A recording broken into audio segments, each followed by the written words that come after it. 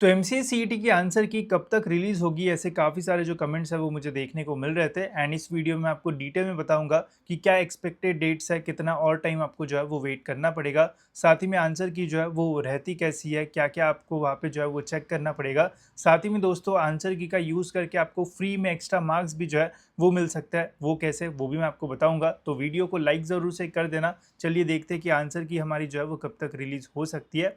तो सबसे पहले तो मैं आपको दिखाता हूँ कि आंसर की जो है वो रहती कैसी है, बिकॉज़ ये देखने के बाद आपको जो है वो कुछ चीज़ें और जो है वो पता चलेगी। अब देखो बहुत सारे लोगों को ये लगता है भाई कि आंसर की मतलब जो हमने क्वेश्चन सॉल्व किए उसका राइट आंसर जो है वो क्या था, बस हमें ये पता चलेगा। बट एक्चुअल में ऐसा नहीं होता है। आंसर की गाइज़ आपका जो है वो मिनी रिज़ल्ट जैसा जो है वो रहता है। बिकॉज़ आंसर की में आपको ये तो पता चलता है कि आपके स्लॉट में जो क्वेश्चन आया था उसका एक्चुअल में जो राइट आंसर है वो क्या है। साथ ही में आपको ये भी पता चलेगा कि आपने उस क्वेश्चन का जो आंसर है वो क्या दिया था, ठीक है? मतलब ये ऑलमोस्ट रिज़ल्ट जैसा ही जो है वो होता है, जैसे ये क्वेश्चन है, ठीक है? अब इसका आंसर राइट वाला क्या है वो सीईटी सेल यहाँ पे जो है वो बताता है।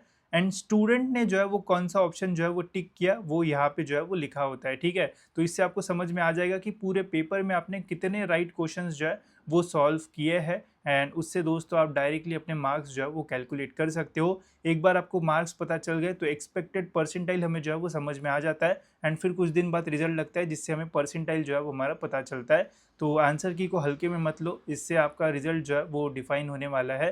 तो जब भी ये आएगी तो थोड़ा शौक आपको जो है वो लग सकता है, ठीक है? पहले तो मैं आपको पूरा जो फ्लो है वो समझाता हूँ एंड फिर हम डेट्स के बारे में जो है वो बात करेंगे। तो अभी देखो हमारा जो एग्जामिनेशन है वो कंप्लीट हो चुका है। इसके बाद हमारी जो आंसर की है वो रिलीज़ होगी, जिससे आपको पता चलेगा कि आपने कितने राइट आंसर्स जो है वो सॉल्व किए हैं। फिर उसी पेपर के ऊपर मतलब वो जो आपका आंसर की आएगा उसमें कुछ क्वेश्चंस आपको ऐसे मिल सकते हैं जिनके ऊपर आप ऑब्जेक्शन रेज कर सकते हो, जैसे कुछ क्वेश्चन ही गलत आ गया या फिर ऑप्शन में राइट आंसर ही जो है वो नहीं था, या फिर और भी XYZ रीजंस हो सकते हैं जिसकी वजह से आप ऑब्जेक्शन रेज करोगे। एंड ऑब्जेक्शन रेज करने के बाद गई सीईटी सेल फिर से एक अपडेट जो है वो निकालता है जिसमें बताता है कि इतने ऑब्जेक्शन रेज हुए थे, इतने में से कुछ ऑब्जेक्शंस जो है वो सही निकले। एंड इस स्लॉट के इस इन बच्चों को जो है वो एक्स्ट्रा मार्क्स मिलेंगे, ऐसा जो अपडेट है वो आता है। तो ऑब्जेक्शन रेज करने से आपको फ्री में एक्स्ट्रा मार्क्स भी जो है वो मिलने के चांसेस जो है वो रहते हैं। लास्ट ईयर भी काफ़ी सारे स्टूडेंट्स को मिले थे, वो भी मैं आपको पीडीएफ जो है वो दिखाता हूँ। फिर ये होने के बाद गाइज हमारा जो फाइनल रिजल्ट है वो लगता है, जिससे आपको पता चलेगा कि आपको पूरा जो टोटल परसेंटाइल है वो कितना मिला है। एंड फिर परसेंटाइल के बेसिस पे आगे जाके फिर आपको जो है वो एडमिशन के लिए जो है वो अप्लाई करना पड़ता है, ठीक है? तो अभी हमारा ये वाला प्रोसेस जो है वो चलेगा। एंड अभी हम जो है वो इस स्टेज पे एग्ज़ाम जो है वो ख़त्म हो चुका है एंड इसके बाद हमारी जो आंसर की है वो आएगी। आंसर की कुछ आपको जो है वो इस टाइप की देखने को मिलेगी जहाँ पे सारे क्वेश्चंस रहेंगे एंड आपको बताया जाएगा कि आपने उसका जो आंसर है वो क्या दिया हुआ है। तो जब ये रिलीज़ होगी हम वीडियो बनाएंगे एंड आपको बताएंगे भी कि कौन सा क्वेश्चन गलत वगैरह था, ताकि आपको फ्री में एक्स्ट्रा मार्क्स जो है वो मिल सके। तो चैनल को जो है वो फॉलो करते जो है वो ज़रूर रहना, ठीक है? तो अब देखते हैं कि हमारी आंसर की कब तक रिलीज़ हो सकती है एंड और कितना टाइम हमें वेट करना पड़ेगा। तो इसके लिए दोस्तों मैं कुछ नोटिफिकेशंस का यूज़ करूँगा जिससे आपको भी समझ में आएगा कि हर साल सीईटी सेल जो है वो कितना टाइम लेता है आंसर की को रिलीज़ करने के लिए। बट उसके पहले अगर आपको ये जानना है कि एमसीए सीईटी के कौन से बेस्ट कॉलेजेस है या फिर कॉलेजेस का कट ऑफ्स वगैरह आपको जो है वो ईजिली फाइंड आउट करना है, तो इसको दोस्तों और ईजी करने के लिए मैंने आपके लिए जो है वो एक पूरा लिस्ट जो है वो बना दिया है, जिससे आपको जो डिस्ट्रिक्ट के कॉलेजेस देखना है वो बहुत ही ईजिली देख पाओगे। जैसे यहाँ पे आप देख सकते हो महाराष्ट्र का एक पूरा लिस्ट है जिसमें महाराष्ट्र में जितने भी टॉप एमसीए कॉलेजेस है सभी का नाम आपको यहाँ पे जो है वो देखने को मिलेगा। एंड सबसे ऊपर वो कॉलेज है जिसका सबसे ज़्यादा कट ऑफ जो है वो जाता है एंड ऑलमोस्ट वहाँ पे प्लेसमेंट भी काफ़ी अच्छे मिलेंगे। तो हाई कट ऑफ से लेके तो लो कट ऑफ के फॉर्म में महाराष्ट्र के जितने भी एमसीए कॉलेजेस है जहाँ पे एमसीए सीईटी के स्कोर के बेसिस पे आप एडमिशन ले सकते हो, वो सारे कॉलेजेस यहाँ पे आपको जो है वो मिल जाएंगे। साथ में इसमें दोस्तों मैंने जो है वो कुछ कॉलेजेस को जो है वो रेड कलर में जो है वो मार्क किया है। तो ये जो है वो ऑटोनॉमस कॉलेजेस है, तो यहाँ पे और फ़ायदा होता है कि ऑटोनॉमस रहता है तो ये खुद का सिलेबस और जल्दी अपडेट कर सकते हैं। यूनिवर्सिटी का वेट ना करके अपने एग्जामिनेशन यहाँ पे जल्दी हो जाते हैं। अगर ये गलती से बैकलॉग लग गया तो जल्दी बैकलॉग की एग्जामिनेशन वगैरह हो जाती है। तो ऑटोनॉमस कॉलेजेस कौन से है वो भी आप यहाँ से इजीली जो है वो फाइंड आउट कर पाओगे।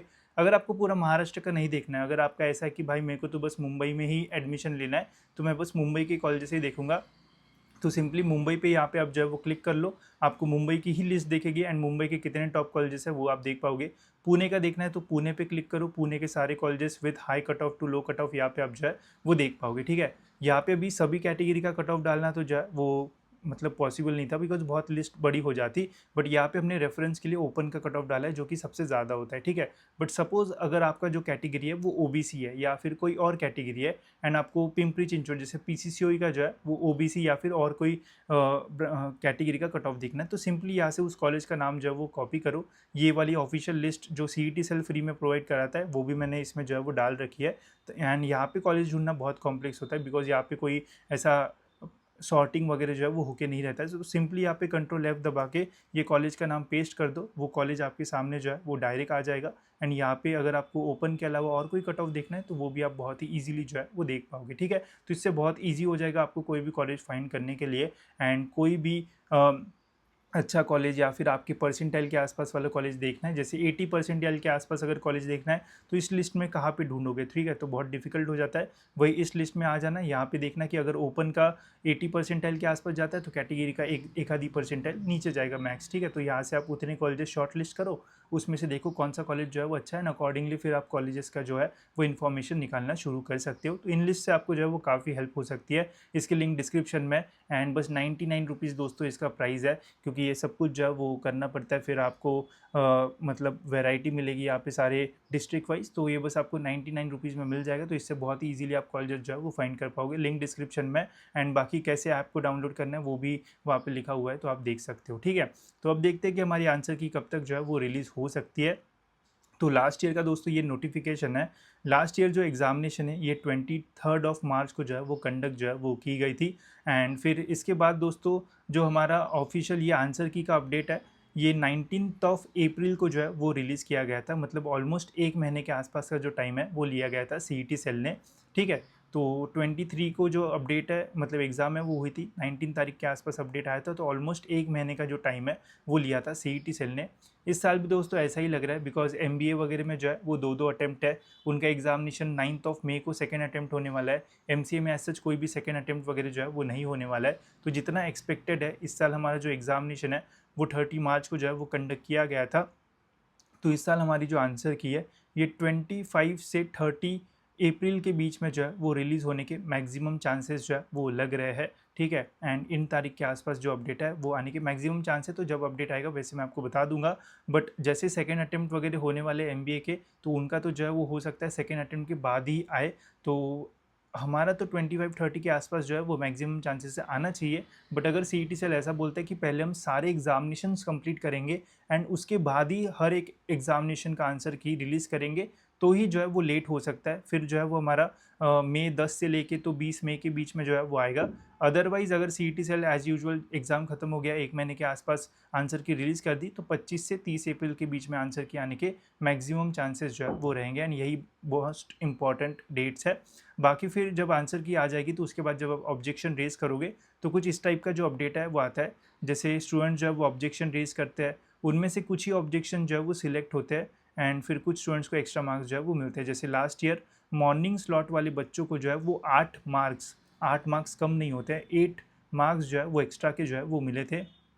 8 भी नहीं, उससे भी ज़्यादा है, आप देख सकते हो 8 या 10 मार्क्स जो है वो मॉर्निंग स्लॉट को जो है वो ज़्यादा जो है वो मिले थे। तो ऑब्जेक्शन से आपको जो है वो काफ़ी सारे एक्स्ट्रा मार्क्स भी जो है वो मिल सकते हैं। तो जब ये सारी चीज़ें होगी तब मैं आपकी भी जो हेल्प है वो करूँगा रॉन्ग आंसर्स को फाइंड करने के लिए। तो हम लाइव स्ट्रीम वगैरह करेंगे एंड उसमें देखेंगे। बाकी आप भी मुझे पर्सनली क्वेश्चंस वगैरह जो है वो भेज सकते हो व्हाट्सएप ग्रुप्स वगैरह ज्वाइन करके, ठीक है। तो इन्हें जो है वो सीरियसली लेना, इससे आपका स्कोर के ऊपर अच्छा खासा इंपैक्ट पड़ सकता है एंड हो सकता है कि आपको अच्छा स्कोर मिल जाए एंड बाकी आपको बढ़िया कॉलेज वगैरह जो है वो भी मिल जाए। तो जल्दी ये अपडेट जो है वो आएंगे। बाकी एक्सपेक्टेड डेट्स मैंने आपको बता दी है। इसके अलावा और कुछ क्वेश्चंस होंगे तो ज़रूर आप मुझे कमेंट्स में बताना। साथ ही में जल्दी दोस्तों हम हमारी एमसीए की जो काउंसलिंग है वो स्टार्ट करेंगे, जहाँ पे आपको एडमिशन से रिलेटेड पूरा प्रॉपर गाइडेंस जो है वो मिलेगा। बिकॉज एडमिशन प्रोसेस काफ़ी टफ होती है, बहुत सारे फेजेस होते हैं। रजिस्ट्रेशन होता है, फिर आपका डॉक्यूमेंट वेरिफिकेशन होगा, फिर हमारे रैंक्स जो है वो रिलीज़ होते हैं।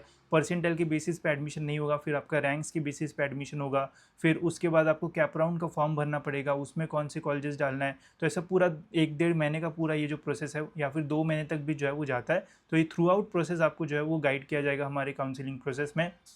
तो जल्दी वो जो है वो लॉन्च होगी। जब लॉन्च होगी तो मैं आपको जो है वो वैसे अपडेट कर दूंगा। एंड इस साल हम ट्राई करेंगे कि मैक्सिमम स्टूडेंट्स को हमारी काउंसलिंग से जो है वो हेल्प हो, तो प्राइस भी हम जो है वो थोड़ा कम रखेंगे ताकि मैक्सिमम स्टूडेंट्स को सारी इन्फॉर्मेशन जो है वो मिले। बाकी कितना प्राइस रखना चाहिए कमेंट्स में आप बताना। लास्ट ईयर जो है वो 1500 रुपीज़ प्राइस था काउंसलिंग का, इस साल हम कम रखेंगे। अब कितना रखना चाहिए कमेंट्स में बता सकते हो, जल्दी लॉन्च होने वाली है तो उससे आपको बहुत हेल्प होगी। ठीक है, तो फिलहाल दोस्तों इस वीडियो में इतना ही रखता है, मिलता है ऐसी और एक इन्फॉर्मेटिव वीडियो में।